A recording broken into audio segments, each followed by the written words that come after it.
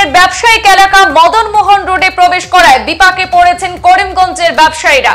করিমগঞ্জ শহরের নালাগুলো জলে পরিপূর্ণ হয়ে রয়েছে। লঙ্গাই নদী বিপদসীমা অতিক্রম করায় আবারও বন্যাতঙ্ক দেখা দিয়েছে সীমান্ত জেলা করিমগঞ্জে।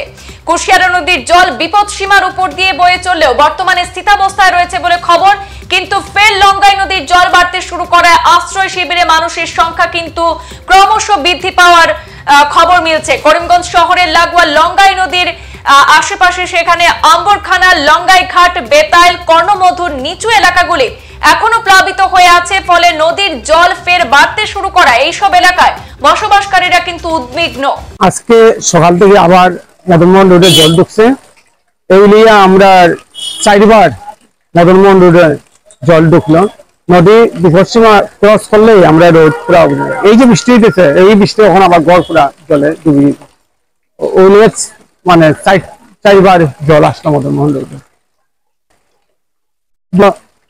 আমরা বোর্ডে একটু চিন্তাধারা করছি যে এইদিকে আমাদের একটা রাস্তা রোড কাটিয়া জলটা কিছু বার করা যায়নি, প্রত্যেক ক্রস করে হইডেনের সঙ্গে আমরা ওয়ার্কিংয়ের সঙ্গে আজকেও আমরা একটা মিটিং হয়েছে।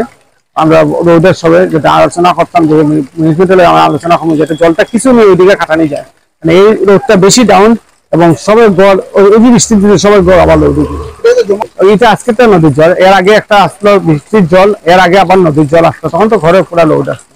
ওইলিয়ে 4 টাইম মানে জল আইলো আমাদের। তো সকাল 8টার থেকে জল বাড়া শুরু হয়েছে।